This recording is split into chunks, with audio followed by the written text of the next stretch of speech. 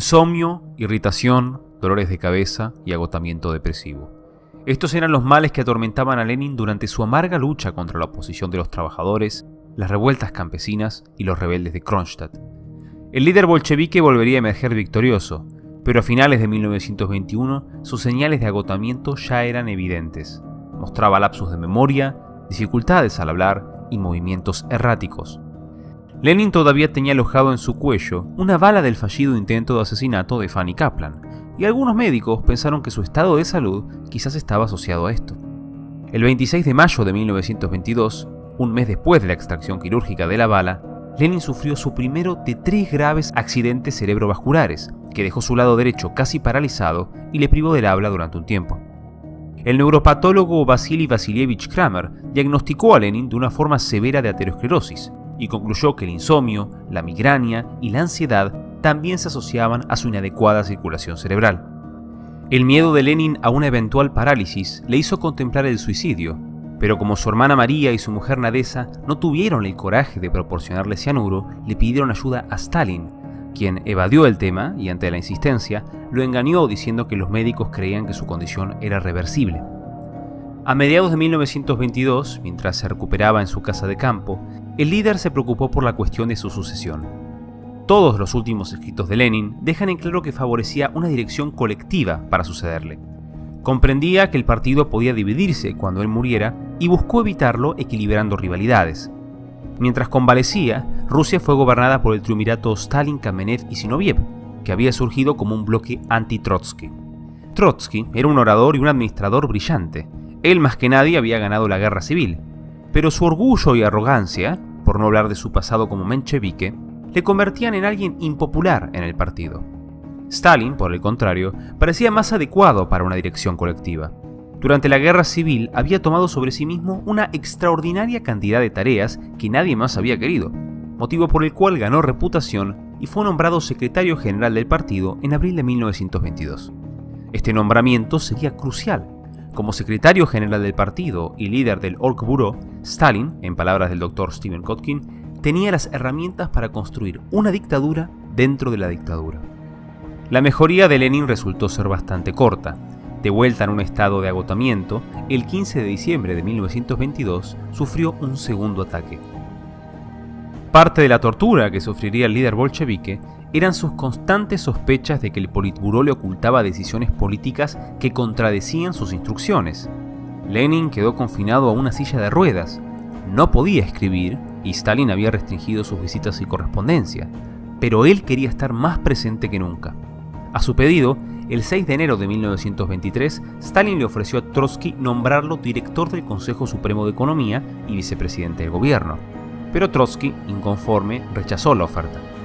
10 días después, Stalin le ofreció a Trotsky nombrarlo director del Comité para la Planificación Económica y vicepresidente del gobierno, pero nuevamente Trotsky rechazó la oferta.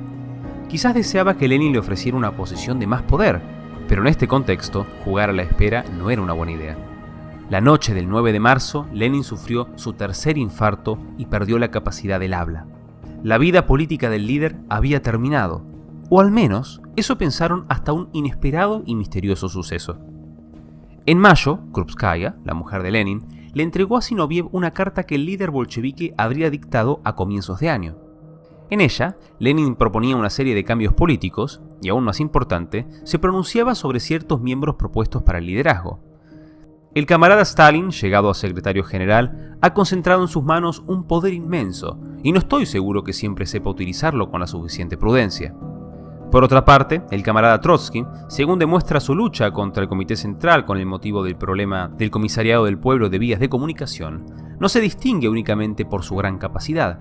Personalmente, quizás sea el hombre más capaz del actual Comité Central, pero está demasiado ensoberbecido y demasiado atraído por el aspecto puramente administrativo de los asuntos. Estas dos cualidades de dos destacados jefes del Comité Central actual pueden llevar sin quererlo a la escisión, y si nuestro partido no toma medidas para impedirlo, la escisión puede venir sin que nadie lo espere. No seguiré caracterizando a los demás miembros del Comité Central por sus cualidades personales. Recordaré solo que el episodio de Zinoviev y Kamenev en octubre no es, naturalmente, una casualidad, y que de esto se les puede culpar personalmente tan poco como a Trotsky de su no bolchevismo. En cuanto a los jóvenes miembros del Comité Central, diré algunas palabras acerca de Bukharin y Pyatakov. Son, a mi juicio, los que más se destacan entre los más jóvenes, y en ellos se debería tener en cuenta lo siguiente. Bukharin no solo es un valiosísimo y notabilísimo teórico del partido, sino que, además, se le considera legítimamente el favorito de todo el partido. Pero sus concepciones teóricas muy difícilmente pueden calificarse de enteramente marxistas, pues hay en él algo escolástico. Jamás ha estudiado y creo que jamás ha comprendido por completo la dialéctica. Este famoso documento, conocido posteriormente como el Testamento de Lenin, pese a criticar a todos, favorecía ciertamente a Trotsky. Además, en una postdata escrita unas semanas después bajo el título La carta de Illich sobre el secretariado, Lenin recomendó la destitución de Stalin del cargo de secretario general del partido. Por eso sugiero que los camaradas piensen en la forma de trasladar a Stalin de este puesto y nombren a una persona diferente que en todos los demás aspectos se diferencie de Stalin por solo una ventaja, a saber, que sea más tolerante, más leal, más correcto, más atento con los camaradas, menos caprichoso, etc. Aunque hubo un intento conjunto de Zinoviev y Bukharin en moderar el poder de Stalin haciendo reformas sobre el secretariado del partido, no hubo un esfuerzo directo en removerlo del poder. El contenido y las circunstancias de las notas de Lenin son muy confusas. Stephen Kotkin considera que es probable que los documentos hayan sido fabricados o manipulados por Gruzskaya. Richard Pipes criticó los argumentos de Kotkin en 2014 y otros expertos como Oleg Klepniuk consideran que estas cartas son auténticas y que es evidente que Lenin tomó pasos contra Stalin en sus últimas semanas de vida activa. No era raro que Lenin chocara con sus pares para hacer valer su autoridad. Últimamente estaba enfadado con Stalin por su comportamiento grosero, pues había insultado a su mujer en diciembre de 1922. El 5 de marzo de 1923, 4 días antes de perder el habla, Lenin dictó una nota a Stalin pidiéndole que pida disculpas bajo amenaza de romper relaciones, y al día siguiente se volvió a quejar de su comportamiento en otra carta. En este contexto, es muy razonable que Lenin estuviera planeando un castigo.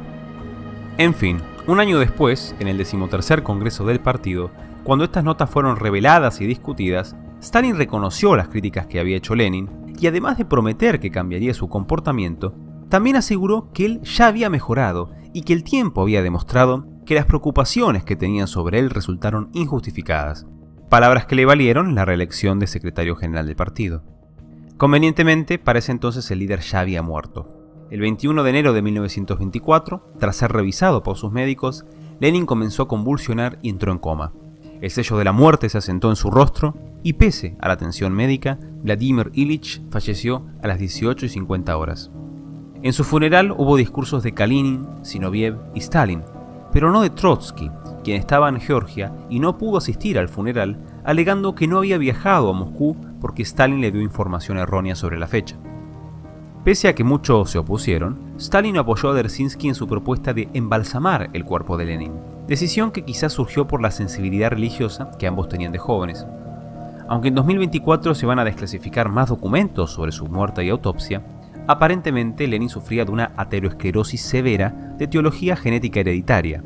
Su padre había muerto casi a la misma edad por una hemorragia cerebral y 3 de sus hermanos también fallecieron de causa cardiovascular.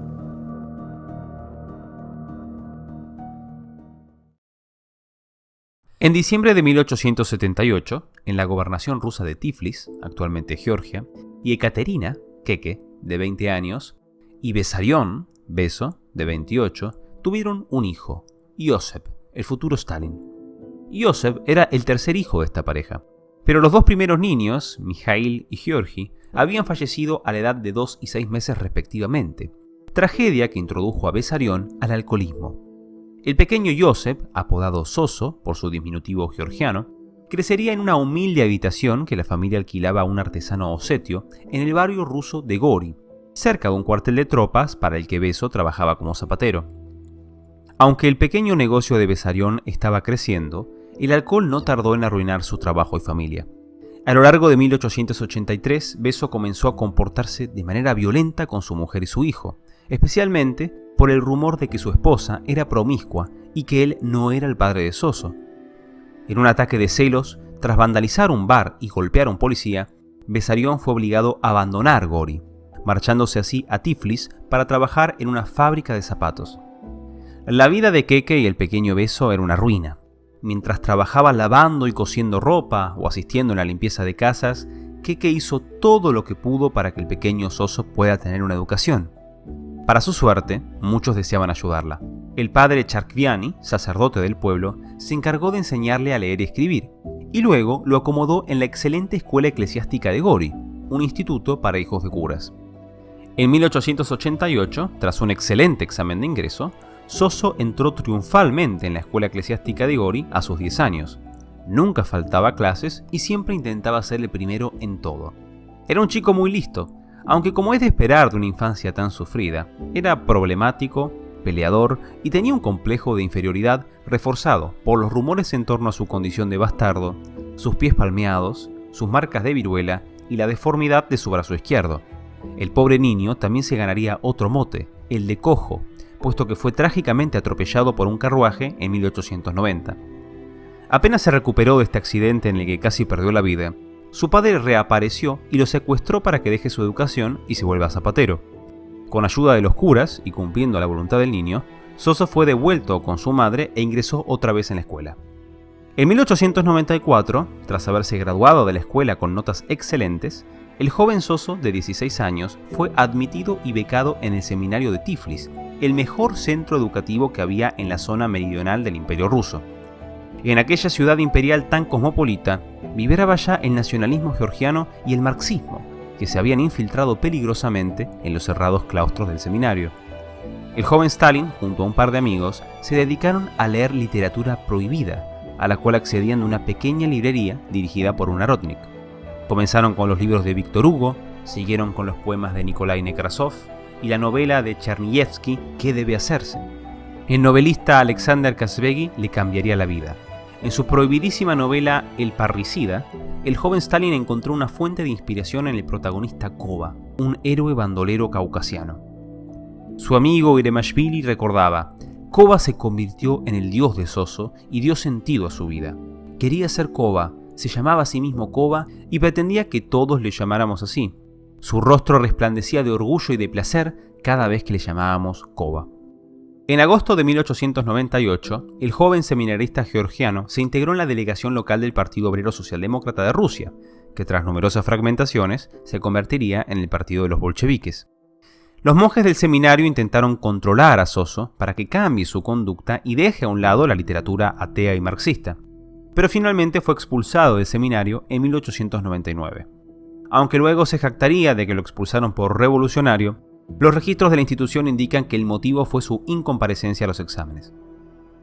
Soso ahora necesitaba un empleo y una casa, motivo por el cual se hizo meteorólogo, trabajo que le era bastante cómodo. Vivía en una pequeña habitación al pie de la torre del observatorio. En sus turnos de trabajo solía leer mientras comprobaba las temperaturas y los barómetros cada una hora, y cuando trabajaba de noche dedicaba el resto del día a las actividades revolucionarias. Aunque Stalin no terminó la carrera de cura, esta le proporcionó una educación clásica y ejerció una enorme influencia sobre él. No obstante, como dictador reprimió sin piedad a la iglesia, asesinando y deportando clérigos, al menos hasta 1943, cuando restauró el patriarcado para impulsar el apoyo patriótico durante la Segunda Guerra Mundial.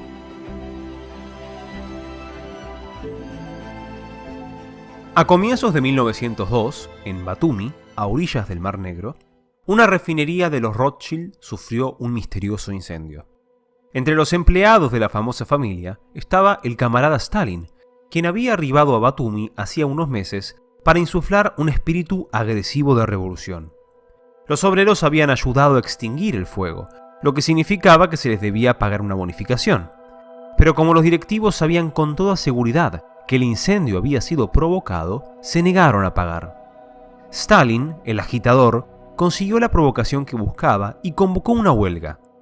En febrero, los Rothschild accedieron a las exigencias de los trabajadores y además aumentaron los salarios en un 30%. Todo un triunfo para el joven camarada Soso, quien vestía habitualmente con un espléndido abrigo circasiano, un sombrero negro de ancha copa y estaba rodeado de un agresivo grupo de secuaces, los sosistas. Los Rothschild se vengaron del éxito de Stalin despidiendo a 389 trabajadores por sedición. El camarada Soso preparó un contraataque, Pero la policía secreta lo seguía de cerca y no tardó en arrestarlo. En la cárcel, Soso se volvió rápidamente un prisionero respetado, poderoso y peligroso. Aunque el fiscal de Tiflis consideró que no había suficientes pruebas para acusar a Stalin de dirigir los disturbios de Batumi, Soso permaneció en la cárcel mientras investigaban otro de sus cargos. Su tendencia a causar continuos alborotos hizo que lo trasladaran a una prisión más estricta, y en julio de 1903, con el sello imperial de Nicolás II, se ratificó que Stalin fuese condenado a 3 años de destierro en Siberia. Antes de partir, Soso se enteró de una noticia terrible. Lado Ketchoveli, su amigo del colegio que lo introdujo al marxismo, su querido maestro, su camarada, había sido asesinado de un disparo tras haber provocado a un guardia de su prisión. Jamás lo olvidaría. En comparación a los gulags que él más tarde crearía, el destierro siberiano parecían unas vacaciones.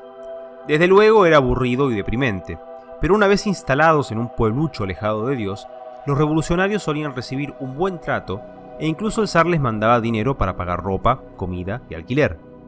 El gran drama del destierro era el viaje. Si gozabas de una renta privada como Lenin o un subsidio de tu padre como Trotsky, podías viajar en primera clase. Si no tenías un centavo, como Stalin, el lento avance en etapas hacia el este era terrible y potencialmente mortal. Además del frío y las enfermedades, los presos políticos eran aterrorizados por los delincuentes comunes.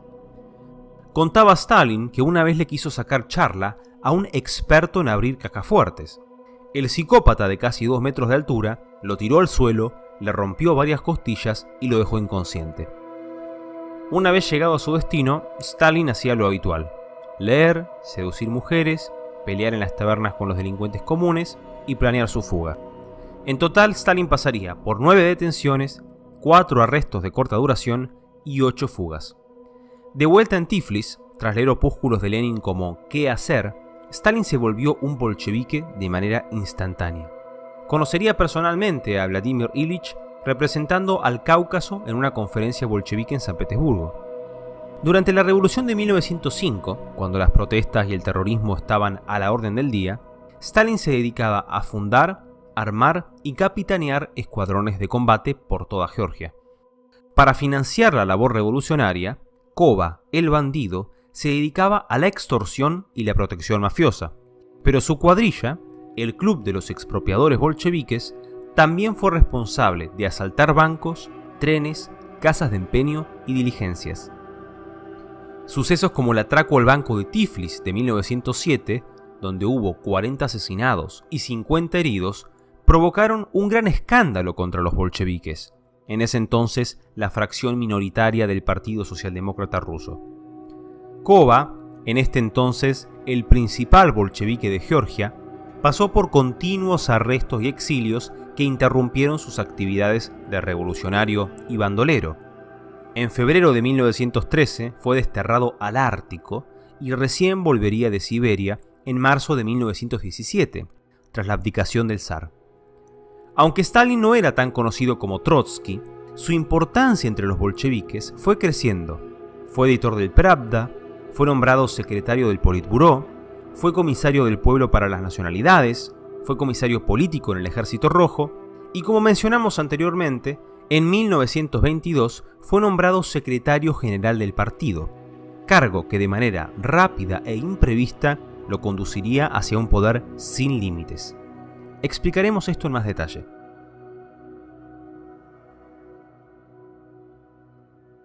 Por lo general, uno piensa que el poder político en un Estado reside en el gobierno y sus autoridades.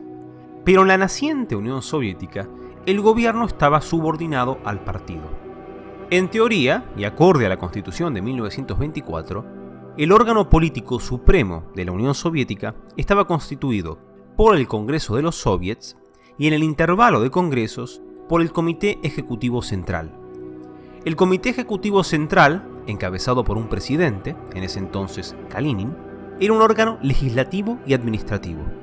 Su función más importante era nombrar a los miembros del Tribunal Supremo y elegir el Consejo de los Comisarios del Pueblo, o Sovnarkom, el órgano ejecutivo.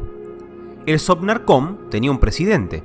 El primero fue Lenin, y tenía una gran cantidad de ministerios: el Comisariado del Pueblo de Transportes, de Asuntos Exteriores, de Guerra y Marina, de Trabajo, de Finanzas, etc. La Unión Soviética tenía entonces un jefe de gobierno, presidente del Sovnarkom, el órgano ejecutivo, y un jefe de Estado, el presidente del Comité Ejecutivo Central, órgano legislativo y administrativo. No obstante, ninguno de estos jefes ostentaba el poder de facto, pues el poder de hecho se encontraba en el partido. La Unión Soviética tenía un único partido legal, el Partido Comunista de la Unión Soviética, ex partido bolchevique. De manera análoga al gobierno, el órgano supremo del Partido Comunista era el Congreso, y en el intervalo de congresos, el Comité Central.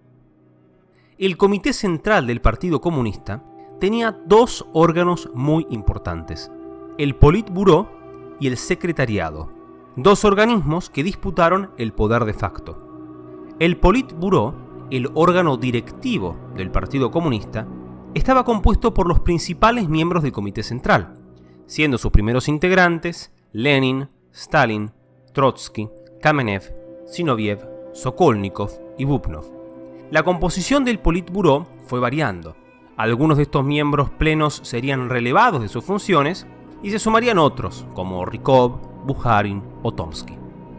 Por otra parte, el Secretariado era el órgano administrativo del Partido Comunista.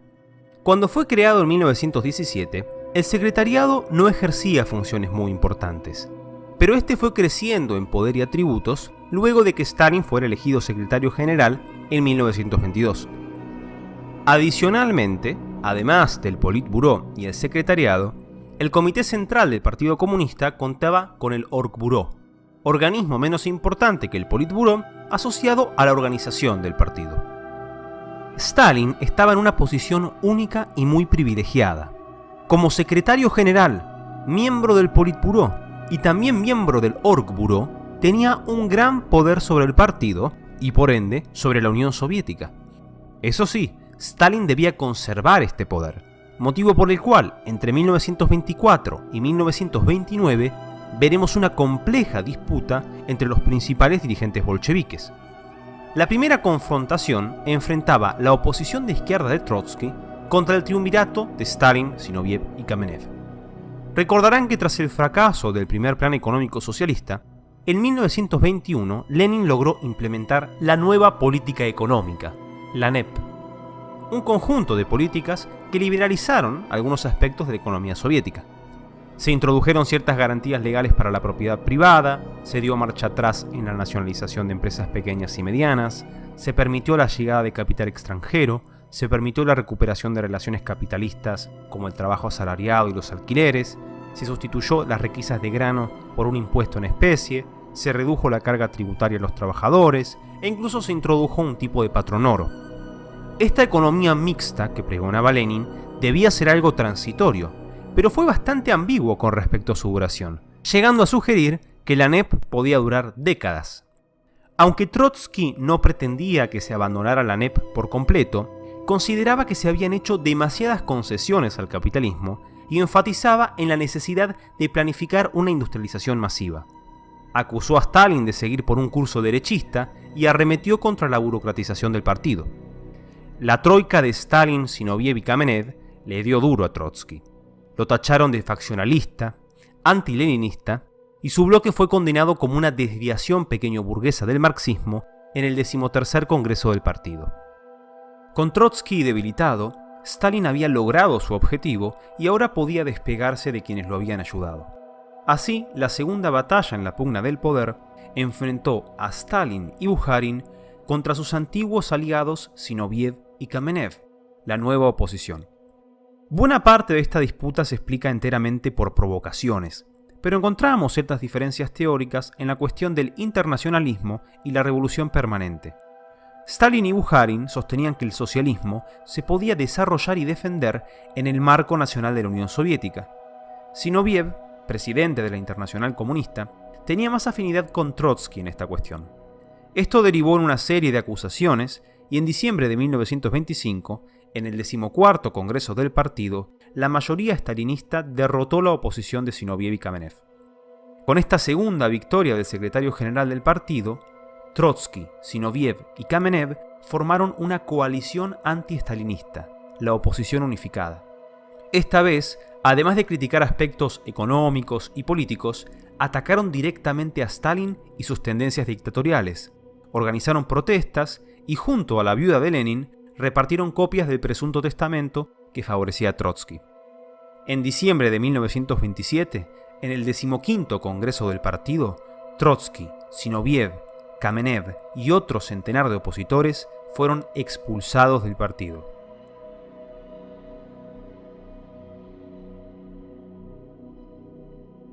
A Stalin no le gustaba viajar, y si en 1928 hizo un recorrido por Siberia, estén seguros que no fue para vacacionar. Pese al crecimiento económico que había logrado la NEP mediante una parcial legalización del mercado, en 1928 la industria recién estaba alcanzando los niveles que la economía zarista tuvo en 1913. Durante ese mismo lapso de tiempo, la industria en Gran Bretaña y Alemania había crecido el 10%, en Francia el 40% y en los Estados Unidos el 75%. Rusia todavía estaba detrás de sus competidores, pero existían problemas mucho más graves. Por algún muy extraño motivo, el intervencionismo, la impresión de dinero y el control de precios no estaban generando los estímulos económicos deseados. Al contrario, generaban un círculo vicioso de desequilibrios que estaban poniendo en jaque el cuasi mercado de la NEP. Cuando la NEP fue creada en 1922, las requisas de grano fueron sustituidas por un impuesto en especie relativamente bajo, pero a partir de 1924, los campesinos debían vender parte de su excedente al Estado a precios fijados por el gobierno. Al mismo tiempo, debido a la ineficiente e improductiva industria estatal y los costosos e ineficaces sistemas de distribución, se produjo una brecha entre el bajo precio de los productos agrícolas y el alto precio de los productos industriales que demandaba el campesinado, la famosa tijera de precios. En 1927 se intentó solventar este problema reduciendo el precio de los productos manufacturados, pero esto obviamente exacerbó la miserable situación de los suministros, produciendo una escasez de herramientas y materiales. La inflación, el control de precios y las distorsiones generadas sobre el mercado socavaron los incentivos del campesinado en vender su excedente al Estado, provocando la crisis de aprovisionamiento de grano soviético de 1928. Una liberalización de la economía soviética podía resolver estos problemas. Pero ahí está la cuestión de fondo. La NEP y el bolchevismo estaban en una constante tensión, pues se intentaba compatibilizar elementos de una economía de mercado con las aspiraciones de un partido comunista. Aun si la NEP se hubiera llevado a la perfección y hubiese sido un gran éxito, ¿de qué manera esto construía el socialismo? ¿De qué le sirve al socialismo campesinos ricos? ¿No es peligroso que algunos sectores sociales prosperen y ganen poder? Trotsky ya había advertido estas contradicciones en 1922. ¿A dónde nos conduce por consiguiente la NEP? ¿Hacia el capitalismo o hacia el socialismo? Evidentemente, en este punto se encuentra la cuestión central. ¿Cuáles serán las consecuencias del mercado, de la libertad de comercio de los cereales, de la competencia, de los arrendamientos, de las concesiones? Si se da un dedo al diablo, ¿no será necesario entregarle posteriormente un brazo, luego medio cuerpo y finalmente el cuerpo entero? ¿No es entonces probable que los señores explotadores, los especuladores, los mercaderes, los arrendatarios y los concesionarios se hagan más poderosos bajo la protección del Estado obrero, ganando el control de un sector incluso mayor de la economía nacional, desangrando los elementos de socialismo a través del mercado y más tarde, en el momento apropiado, ganando también el control del poder estatal? Los problemas de la economía soviética se podían resolver con una gran cantidad de alternativas, pero como estamos hablando de marxistas-leninistas, tienen que recordar que el objetivo es construir el socialismo. Si la prioridad hubiese sido la prosperidad y calidad de vida del campesinado, hubieran continuado con las reformas agrarias de Stolypin. Si la prioridad hubiese sido la prosperidad y calidad de vida de los trabajadores, se hubieran conformado con un modelo socialdemócrata. El comunismo trata de otra cosa. El objetivo es trascender al capitalismo. Independientemente de que la NEP haya tenido éxito, esta introdujo elementos de mercado en el campo, un riesgo permanente que tarde o temprano debía ser eliminado. Todos eran conscientes de esto. El debate estaba en los métodos y los tiempos de transición. Por un lado, tomando un curso izquierdista, se podía abandonar la NEP para iniciar una campaña de colectivización y crear una economía planificada. Esta era la postura de Trotsky, orientada a la industrialización y al concepto de acumulación socialista de Preobrazhensky. Por otro lado, tomando un curso derechista, se podría conservar la NEP controlando la emisión monetaria y reajustando los controles de precios sobre los productos agrarios e industriales. Esta era la postura de Bukharin, Rykov y Tomsky, una posición gradualista orientada al campesinado y la paz civil. Ellos consideraban que representaban la voluntad de Lenin y, ante todo, que esta opción era muy prudente, pues evitaba medidas coercitivas que podían causar inestabilidad política o una guerra civil. ¿Cómo se haría una colectivización con 100 millones de campesinos? ¿Pidiendo por favor y gracias? Para 1928, solo un 1% de la tierra arable había sido colectivizada voluntariamente. Simplemente, esto parecía una tarea muy difícil y riesgosa. Stalin, quien se había situado estratégicamente en la centro-derecha para eliminar la oposición de izquierda, ahora estaba planeando un fuerte giro hacia esas políticas. El motivo de su viaje a Siberia en enero de 1928 fue para discutir con las autoridades locales su plan de confiscar el grano de los campesinos y aplastar a los kulaks bajo el delito de especulación, amparándose en el artículo 107 del Código Penal.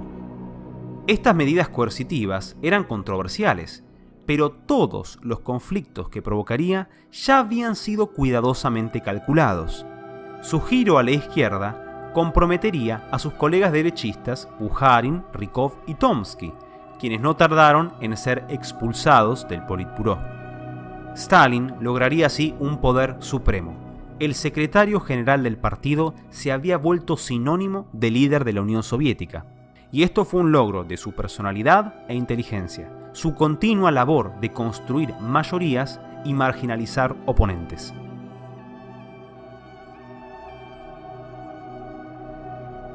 Stalin lo haría. Entre 1928 y 1933, forzaría la colectivización de los pueblos soviéticos y las estepas nómadas habitadas por más de 100 millones de personas. Las tierras serían confiscadas y los campesinos serían transformados en trabajadores de granjas colectivas administradas por el Estado. En esencia, una vuelta a la servidumbre. Durante este proceso, al menos 5 millones de personas del segmento más próspero del campesinado fueron desculaquizados, es decir, arrestados, deportados a lugares recónditos, colocados en campos de trabajo o ejecutados de manera sumaria. Para evitar ese desagradable destino, algunos se desculaquizaron, apresurándose a vender o abandonar sus posesiones. Aquellos que se negaban a entrar a las granjas colectivas, los kolchós, eran arrestados y golpeados. Las mujeres fueron frecuentemente violadas, las iglesias cerradas y los miembros del clero encarcelados o asesinados. Como ocurrió anteriormente en el comunismo de guerra, los campesinos se levantaron. Solo entre enero y febrero de 1930 hubo aproximadamente 1.500 incidentes con 324.000 participantes, y para finales de ese año, 3.400.000 campesinos se habían rebelado. Quienes no fueron víctimas de la brutal represión no la pasaban mejor. En todo el país, entre 50 a 70 millones de personas sufrirían de hambre severa o inanición, y entre 5 y 7 millones morirían por la espantosa hambruna cuya existencia el régimen negaría. Todo el país fue golpeado por epidemias, principalmente tifus. Millones sufrieron por enfermedades graves, quedaron discapacitados o murieron años después por el daño que la hambruna infligió sobre sus cuerpos. Las granjas colectivas, los kolchós, eran muy poco productivas en comparación con las granjas privadas que fueron destruidas. Además, como se vio una y otra vez en capítulos anteriores, la confiscación sin límites a los campesinos era una locura. Durante el comunismo de guerra se hizo exactamente lo mismo y causó la hambruna de 1921-1922. En ese entonces, con la ayuda de Estados Unidos y la implantación de la ANEP, la situación pudo mejorar, pero esta vez se optó por intensificar la presión sobre el campo, siendo Ucrania y el Cáucaso Norte las zonas donde la hambruna y el terror llegó a su máxima brutalidad. El panorama fue horroroso. Le sacaron la comida a los hambrientos, los torturaban a muerte para que señalen dónde tenían las llamas, los agujeros en la tierra donde escondían la poca comida que les quedaba. No hay estadística alguna que pueda medir el daño y la degradación humana que causaron estas políticas. Informes del partido y la policía secreta relatan una situación de canibalismo generalizado en los primeros meses de 1933. De aquí surge una cuestión en la que todavía no hay consenso entre los historiadores occidentales. ¿Fue esta hambruna diseñada intencionalmente con fines de exterminio? ¿Fue el Holodomor un plan genocida? En su reciente libro Hambruna Roja, la guerra de Stalin contra Ucrania, Anne Applebaum argumenta que sí. Mientras el hambriento campesinado ucraniano fue desprovisto de toda comida, fue exterminado con las políticas de pizarras negras y fue impedido de migrar a otras regiones donde había más alimento, se produjo una brutal represión contra intelectuales, profesores, escritores, artistas, sacerdotes, teólogos, burócratas y líderes comunistas ucranianos. La finalidad habría sido comprometer la identidad nacional ucraniana, las políticas de ucranización y el movimiento independentista. El Holodomor fue calificado como genocidio en 1953 por el jurista que había acuñado ese término, Raphael Lemkin. No obstante, hoy en día no asociamos la palabra genocidio con su definición original.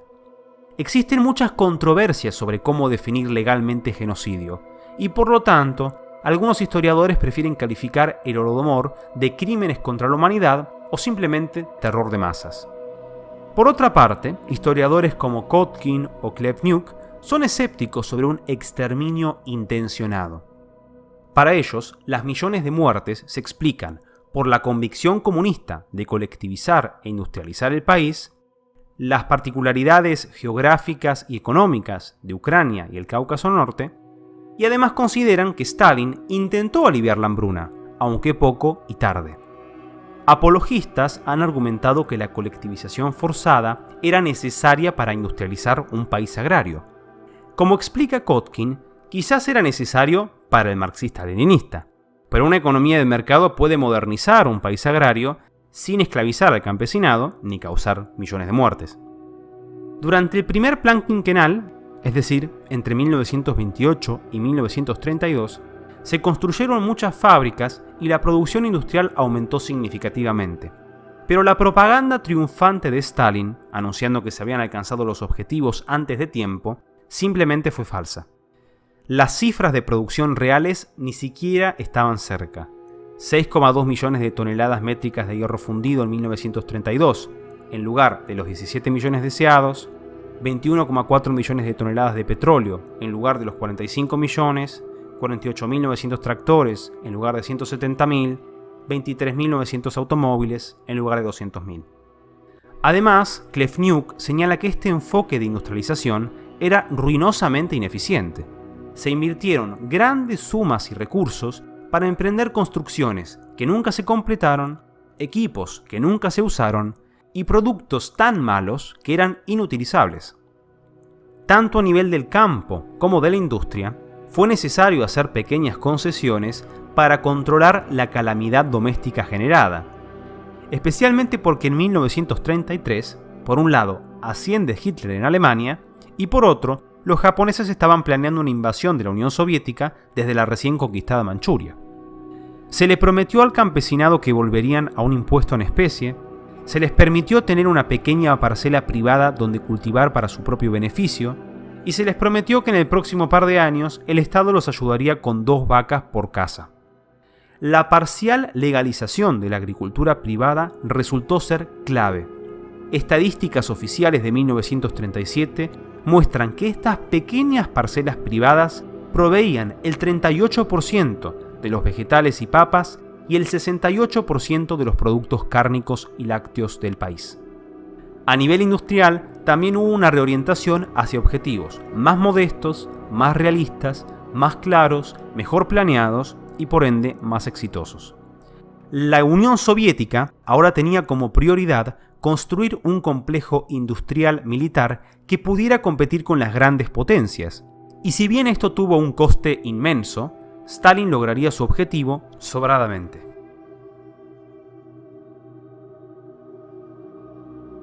El 1 de diciembre de 1934, Sergei Kirov, leal partidario de Stalin y primer secretario regional del Partido Comunista en Leningrado, fue asesinado por un disparo en la cabeza mientras caminaba por el corredor que conducía a su oficina en el Instituto Smolny. Su asesino intentó suicidarse, pero lograron frenarlo. Se llamaba Leonid Nikolaev, tenía 30 años y provenía de una familia pobre.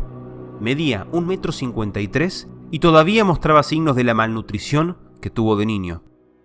Este joven había conseguido un trabajo en la Juventud Comunista y tras unirse al partido se le abrieron bastantes puertas, entre ellas trabajar para el comité del partido en Leningrado, en el mismo edificio donde luego asesinaría a Kirov.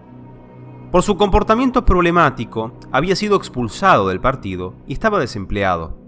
Sus cartas, diarios y notas evidenciaban un hombre mentalmente muy inestable.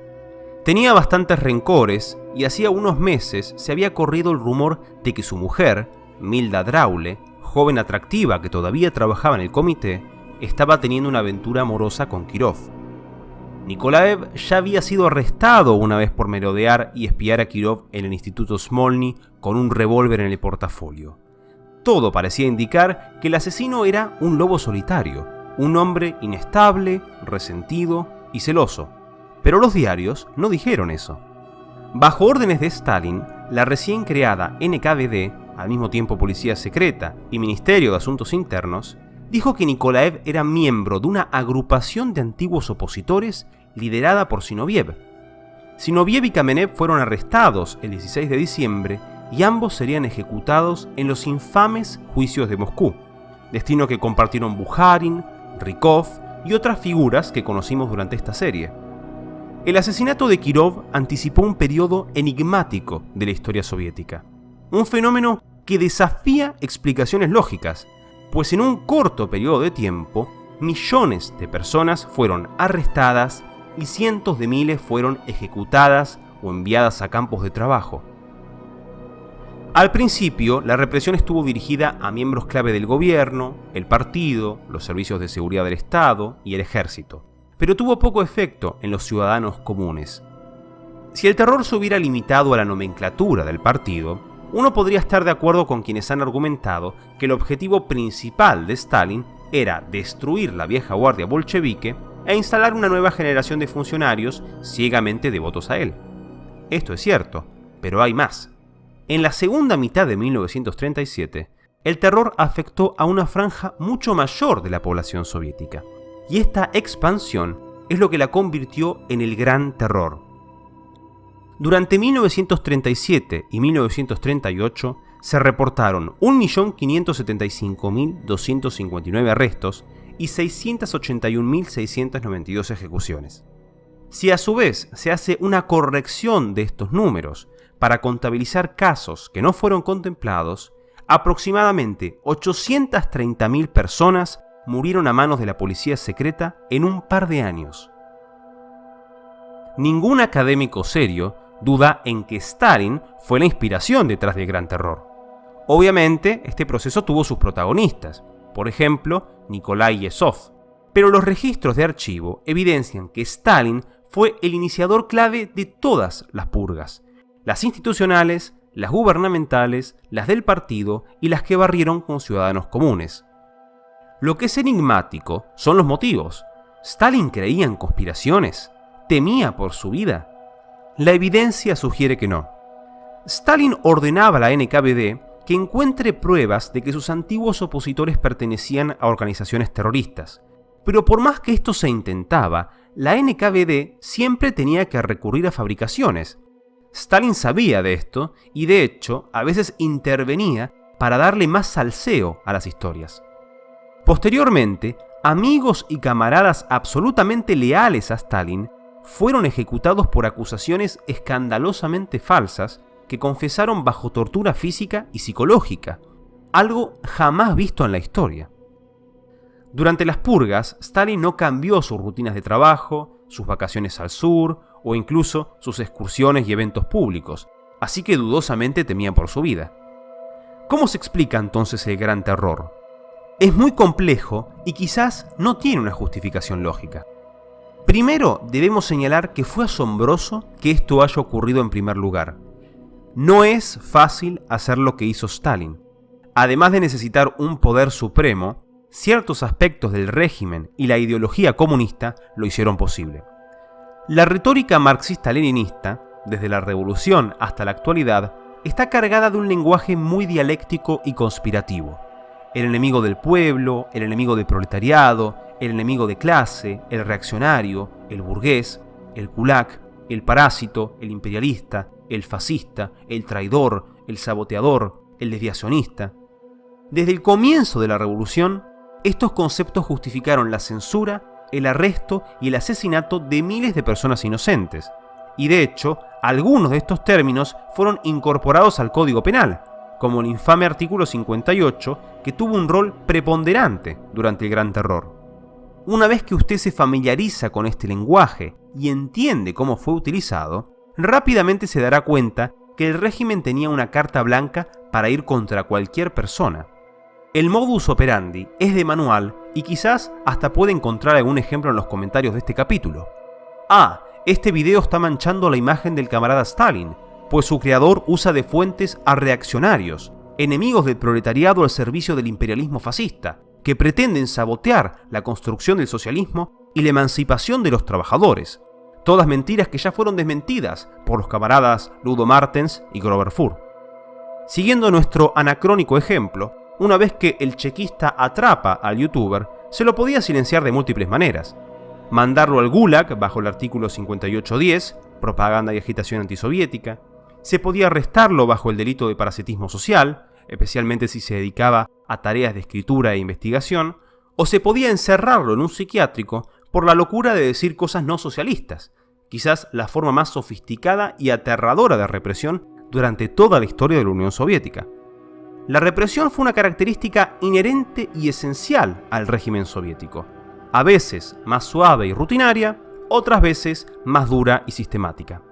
Lo que queda explicar son las motivaciones de Stalin para llevar la represión a semejantes dimensiones. Bueno, algunos temas a considerar son su intención de volverse un déspota, su reacción frente a la amenaza de un conflicto con Japón o Alemania, su indignación con las críticas que le hicieron algunos colegas durante la colectivización, la gran obsesión y ansiedad que todavía tenía por el testamento de Lenin y la figura de Trotsky, a quien mandó asesinar en 1940, y su intención de disciplinar a las camadas más jóvenes de oficiales y miembros del partido.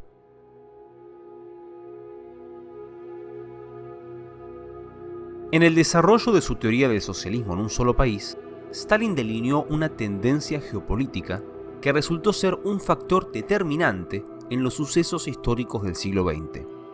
En el plano internacional, la Unión Soviética tenía un dilema.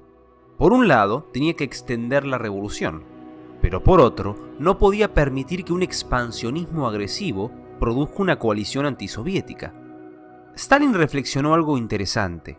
La Revolución Rusa se dio en el contexto de la Primera Guerra Mundial, y de no haber sido por el gran enfrentamiento entre las potencias capitalistas, probablemente no se hubiera dado la situación oportuna ni la radicalización social necesaria para que los bolcheviques llegasen al poder. Eureka, mientras nos armamos y construimos el socialismo, lo ideal es refractar los conflictos hacia afuera, que los países capitalistas se enfrenten entre ellos. De esta manera evitamos que se forme una coalición imperialista antisoviética y además creamos una oportunidad para que triunfe la revolución en otros países. Cuando el 23 de agosto de 1939, Alemania y la Unión Soviética firmaron un tratado de no agresión, el pacto Ribbentrop-Molotov, Stalin logró el escenario que había imaginado hacía una década. Desarticuló con éxito el deseo original de Hitler de una coalición antisoviética y refractó una posible guerra hacia Europa Occidental. Adicionalmente, este acuerdo le proveía muchos beneficios: recibir tecnología alemana a cambio de recursos primarios y la oportunidad de extender gratuitamente el socialismo a Polonia, los países bálticos y la región rumana de Besarabia. Hitler comenzó la invasión de Polonia el 1 de septiembre de 1939. Acorde a la partición pactada, Stalin ocuparía la parte oriental, pero lo hizo con mucha paciencia y discreción. La invasión soviética inició el 17 de septiembre, y esta se explicó como una liberación de las zonas ucranianas y bielorrusas que Polonia había arrebatado en la guerra polaco-bolchevique de 1921, una justificación que las potencias occidentales consideraron razonable. En palabras suena más pacífico de lo que realmente fue. Los nuevos territorios fueron sovietizados bajo la misma violencia y represión que caracterizaba a Stalin. Un evento notorio de este proceso fue la masacre de Katyn. El 5 de marzo de 1940, el Politburó adoptó la decisión de ejecutar a miles de polacos recluidos en prisión. Las víctimas eran en gran parte miembros de la élite polaca, militares y policías, exfuncionarios del gobierno, terratenientes, industriales, intelectuales y profesionales. Un total de 21.857 personas fueron fusiladas entre abril y mayo de 1940. La ocupación soviética sobre las repúblicas bálticas de Estonia, Letonia y Lituania también fue paciente, discreta y algo sui generis, pues primero fueron obligados a aceptar pactos de asistencia mutua y luego fueron incorporados a la Unión Soviética como estados títeres. Habiendo tenido éxito sobre las repúblicas del Báltico, Stalin dirigió su atención a Finlandia, demandando una gran parte del territorio finlandés cerca de Leningrado a cambio de tierras soviéticas en regiones fronterizas menos pobladas. La propuesta quizás parece algo razonable, pero en realidad era un suicidio. Stalin había demandado territorios sobre la línea de Mannerheim, un sistema defensivo de fortificaciones sobre el istmo de Karelia que había sido construido para frenar una invasión soviética. No era un sistema defensivo comparable a la línea Maginot, pero igual era un obstáculo formidable que no podían regalar. Luego de lo que había hecho la Unión Soviética en los países bálticos, confiar en Stalin era una locura. Además, les recuerdo que este país tenía una natural enemistad con la URSS. Finlandia había ganado su independencia durante la Guerra Civil Rusa gracias a la Guardia Blanca liderada por Mannerheim, el ejército anticomunista más exitoso de todos.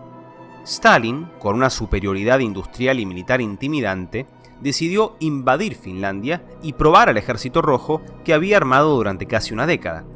Pero para sorpresa de todos, Mannerheim ganó otra vez. El ejército rojo perdió aproximadamente 130.000 soldados y más de 200.000 resultaron heridos o congelados. Las pérdidas finlandesas fueron significativamente menores, 23.000 muertos y 44.000 heridos. En marzo de 1940, Stalin firmó un tratado de paz con Finlandia y se dejaron de lado los planes para sovietizar al vecino del norte. No fue por una cuestión de cobardía, sino de necesidad. El plan salió mal. La guerra se alargó mucho, se generó un estado de ánimo antisoviético, la Unión Soviética fue expulsada de la Liga de las Naciones y Francia e Inglaterra se estaban preparando para intervenir del lado finlandés. No puede subestimarse el impacto histórico de esta derrota humillante. Por un lado, Stalin hizo una autocrítica y aprendió de sus errores. Por otro, Hitler se convenció de que si invadía la Unión Soviética, ésta se iba a derrumbar como un edificio podrido.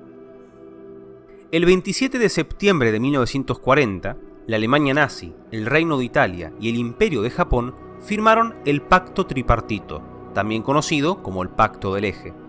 Stalin tenía toda razón para estar preocupado. El primer artículo del pacto acordaba que Alemania e Italia iban a establecer un nuevo orden en Europa. Creyendo necesario que había que reducir un poco la tensión con el vecino soviético, en noviembre de 1940, Hitler invitó a Molotov a Berlín. Mostrándose conciliador, sugirió que la Unión Soviética podía volverse un cuarto miembro del Eje y que juntos podrían dividirse las posesiones del Imperio Británico, delimitando nuevas esferas de influencia en futuras negociaciones. ¿Hubo discusiones para que la Unión Soviética se sumara al Eje? Aunque cueste creerlo, sí. El 25 de noviembre de 1940, Stalin le planteó al embajador alemán en Moscú las siguientes condiciones. Alemania debía sacar sus tropas de Finlandia. Bulgaria debía ponerse bajo influencia soviética. Los 3 miembros del eje debían reconocer el derecho soviético a expandirse desde Turquía e Irán hasta el Golfo Pérsico. Y Japón debía abandonar sus concesiones de carbón y petróleo del norte de la isla de Sajalín, aunque a cambio de una compensación justa. Las condiciones de Stalin para que la Unión Soviética se sumara al eje fueron recibidas en Berlín, y pese a que Moscú insistió, las negociaciones quedaron inconclusas. ¿Qué hubiera sido de la historia si Hitler y Stalin se aliaban y dividían el mundo en 2 esferas de influencia?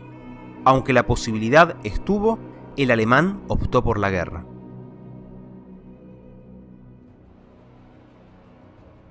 Stalin era muy inteligente. Su manera de leer el entorno y actuar en consecuencia era propio de un ajedrecista, pero también era humano, y su lado más falible, más torpe, más incapaz, se manifestó durante la invasión alemana de la Unión Soviética. El 22 de junio de 1941, Zhukov le informó por teléfono a Stalin que los alemanes estaban invadiendo. El líder soviético estaba muy confundido.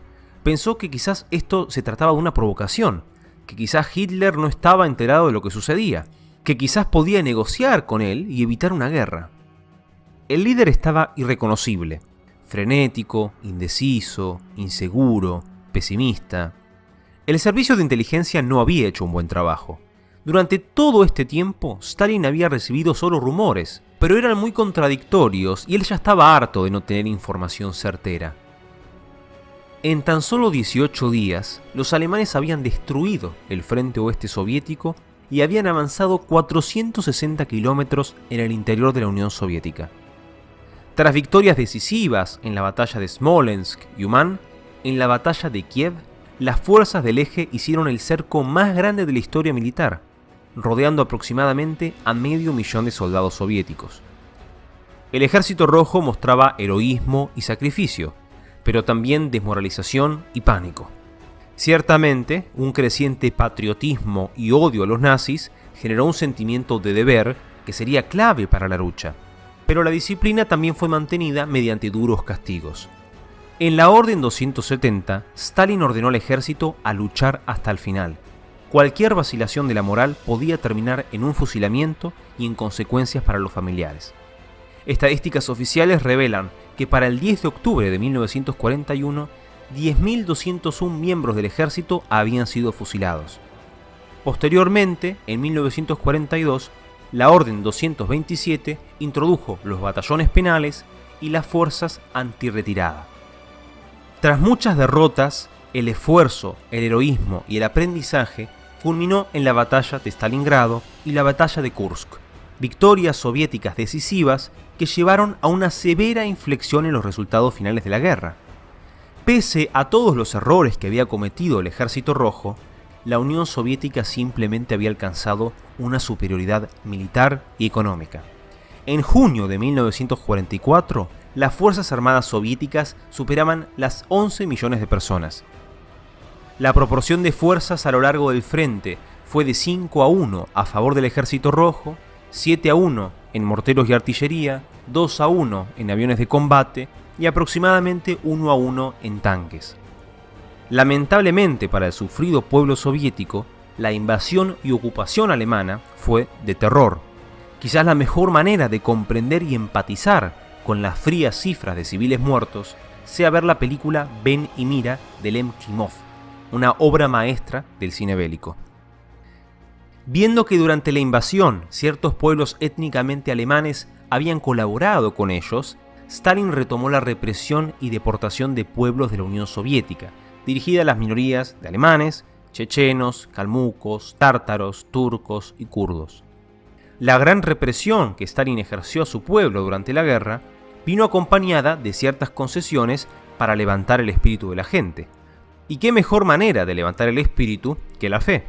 Tras campañas antirreligiosas durante los años 20 y 30, donde las grandes catedrales fueron convertidas en museos, las iglesias fueron cerradas o destruidas y los clérigos ejecutados en masa, en 1943 hubo una reconciliación. una relativa libertad religiosa que fue muy bien recibida, especialmente por los soldados del frente que ahora podían recibir sacramentos. La contraofensiva soviética se llevó a cabo con mucho éxito y la victoria era solo una cuestión de tiempo. Con el paso de las semanas, Stalin comenzó a desconfiar de las intenciones de los aliados y se apresuró a tomar Berlín lo más rápido posible. No sea, por ejemplo, que los aliados negociaran cosas por separado. Pese a las enormes bajas que produjo el asedio final, Berlín fue tomada en los primeros días de mayo de 1945 y en junio Stalin recibió el título de Generalísimo.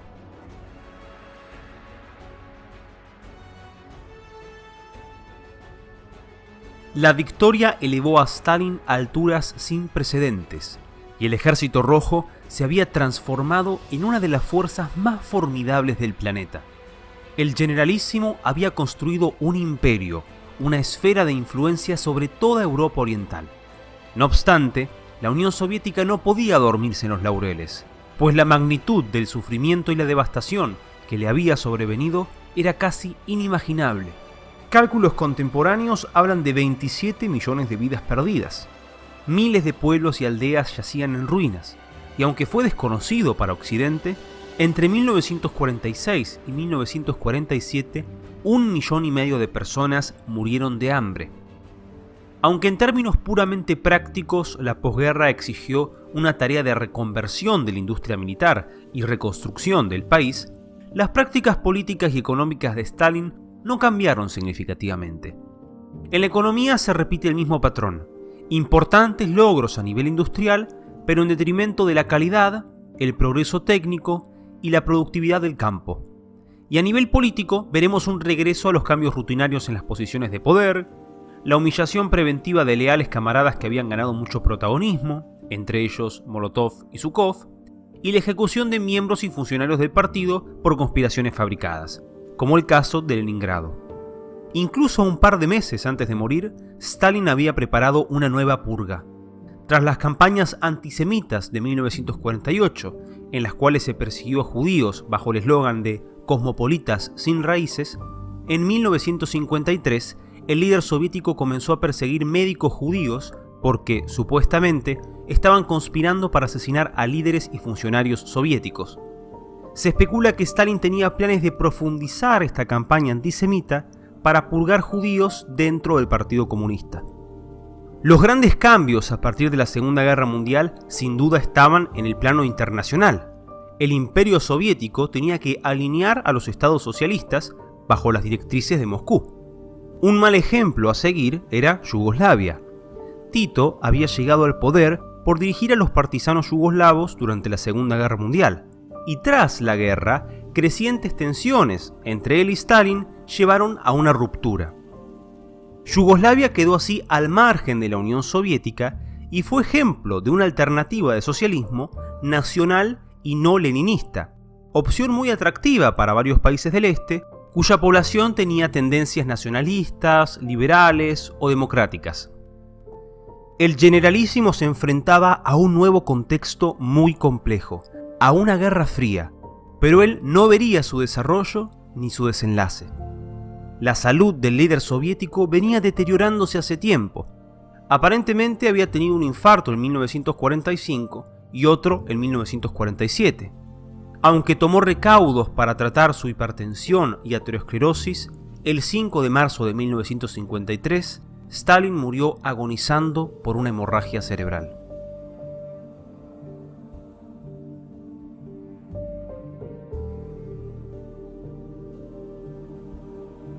¿Quién fue Stalin? Stalin era un ser humano. Le gustaba la jardinería, los saunas y jugar al billar. Coleccionaba relojes y tenía varios trajes, pero siempre se vestía de estilo militar: saco y pantalón gris o caqui y botas altas de cuero. Tenía modales rudos, le gustaba fumar pipa, siempre tenía su escritorio muy ordenado y le apasionaba leer. Su padre, Beso, falleció en 1909 de tuberculosis y su madre, Keke, vivió sola en Tiflis hasta su muerte en 1937. No asistió al funeral de ninguno de los dos. Tuvo dos esposas: Kato Zvanidze, que falleció de tifus en 1907, y Nadeza Aliluyeva, que se quitó la vida en 1932. Y aunque no fue un buen padre, tuvo 3 hijos reconocidos: Yakov, Vasily y Svetlana. Stalin era un comunista y un revolucionario. Pese a que tenía asegurado un futuro cómodo y prometedor, escogió un camino arduo e incierto. Pasó por la cárcel, por el destierro en Siberia, por escuadrones de combate y por una guerra civil. El comunismo fue una idea atractiva por fusionar lo utópico con lo científico. Superado el actual sistema capitalista mediante la construcción del socialismo, nos espera una sociedad de características casi paradisíacas. Pero los grandes constructores del socialismo, Lenin y Stalin, se enfrentaron al mismo problema. El ser humano no es una pieza de reloj susceptible a ser ordenada mecánicamente por un relojero, por un comisario soviético. El ser humano goza de autonomía y voluntad, y eso es un obstáculo a la hora de erradicar la propiedad privada, el mercado, las instituciones burguesas o la religión. Los bolcheviques eran conscientes de esto. Trotsky postuló la idea sociobiológica de crear un nuevo hombre soviético, y en octubre de 1919, Lenin le consultó al gran neurofisiólogo Iván Pavlov si sus investigaciones podrían ayudarlo a estandarizar el comportamiento humano conforme al pensamiento socialista. Como no es posible controlar la mente, al menos por ahora, más allá de la persuasión, la propaganda y el monopolio sobre la educación, la única alternativa que resta para construir el socialismo a gran escala es recurrir a la violencia. En el periodo Lenin-Stalin se puede estimar entre 16 a 18 millones de muertes causadas por deportaciones masivas, terrorismo de Estado, trabajo forzado en campos de trabajo o las hambrunas inducidas por la ingeniería social. Aunque no podemos descartar un componente patológico en su personalidad, las acciones de Stalin se enmarcan en una profunda convicción del marxismo-leninismo. El estudio de los archivos revela que Stalin no tuvo remordimientos. Su prioridad era construir el socialismo, y no vaciló en esclavizar a 100 millones de campesinos, no le importó que millones de personas mueran de hambre por sus políticas, y no empatizó con sus víctimas deportadas, ejecutadas o enviadas a un gulag. Si algo le preocupaba, era no ser un digno sucesor de la grandiosa tarea que había comenzado Lenin, no hacer lo suficiente para construir el socialismo, no proteger adecuadamente la revolución de sus enemigos. De no ser por su convicción y sus habilidades, la historia de la Unión Soviética y el siglo XX hubiera sido muy diferente.